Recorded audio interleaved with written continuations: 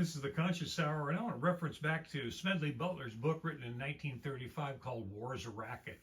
Racket means it's a racket for profiteering, which means that corporations realized after World War I, hey, we can make a lot of money. We can go into foreign countries, invade these sovereign nations, steal their resources, and control all the minerals and oil and all that earth wealth.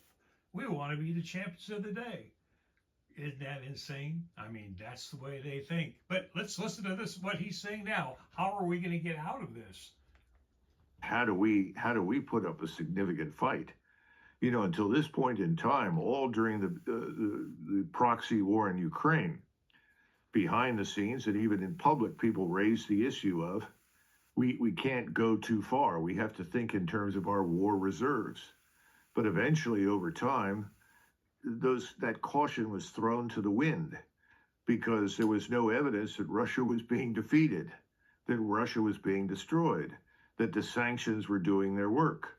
And so we decided we'll put more and more and more into the Ukraine war. Well, that's failed miserably, and they've exhausted. And look at where we are, folks. The Ukraine war was a setup. They did a coup d'etat, remember, in 2014. Zelensky was the puppet they wanted in there because they could control him.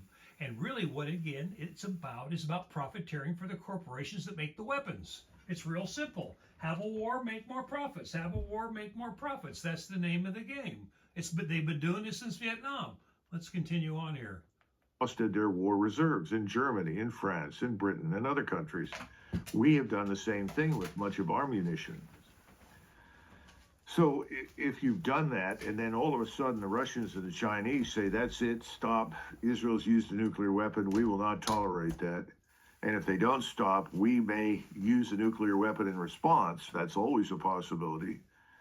What do? I think we have to tell the Israelis, you've got to stop. And if you won't stop, we're leaving. I think we'll get to that point.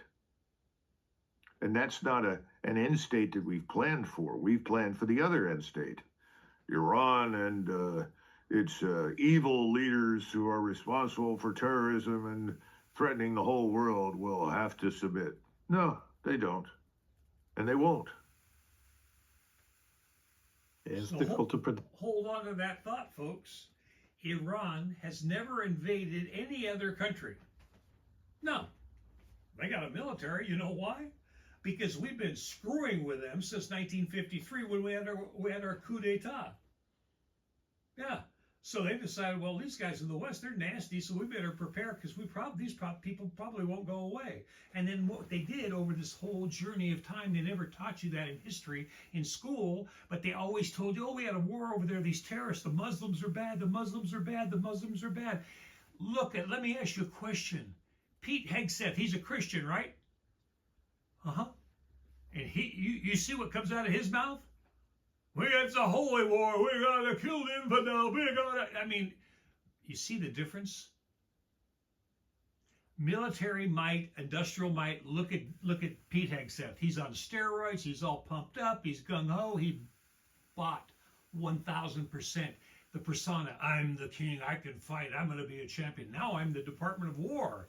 That should have been a clue right off the bat. As soon as you said Department of War, if I was Trump, I would have said, well, what the hell did you do? No, We're in the war business. We're in the defending business, and we're going to start defending ourselves if somebody attacks us.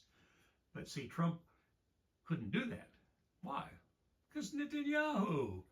He's tied right to the dick. I mean, you know what I'm talking about. It's all tied together to the pedo ring and all of this corruption because they can keep you down. They want to control you because, they'll blow the whistle on you. They'll expose you. So you stay in line and you continue going down this killing road. Iran is not the problem. And the Muslims are not the problem. And when you hear that word Allah Akbar, that's praise to God. Do you know that they've been around for 10,000 years? Their culture's been around for longer than that because there's 8 distinct cultures. They are like the roots of humanity. And they believe in one thing, love, and honoring this life that we have. So we've sent our kids off to war, our mothers and fathers, all these people. We know the whole war syndrome. We've been here through this whole thing. Have you had enough? Trump won't stop because he's compromised, but somebody needs to get to Trump and say, hey, look, you're compromised with so many things. Who gives a shit what people say? Stop the war. Tell Netanyahu, screw you. We're done. We're pulling out. You defend for yourself. Because the minute that we pull out, Israel's done. Israel will be destroyed, or Israel will sit back and go, well, okay, we cease fire, we're stopping. And then you take Netanyahu and you put him on an island someplace so he can't ever start another war. And then these Pete Hegseth, you put them on the same island. Maybe they could have sex with each other or something. God, it's just, I'm 74 years old. I've studied this thing. I've been involved with this world, always asking this question. Why is it so fucked up? Thinking that all the work I could do, eventually I could get into the position where I could prevent this from ever coming. But that's okay.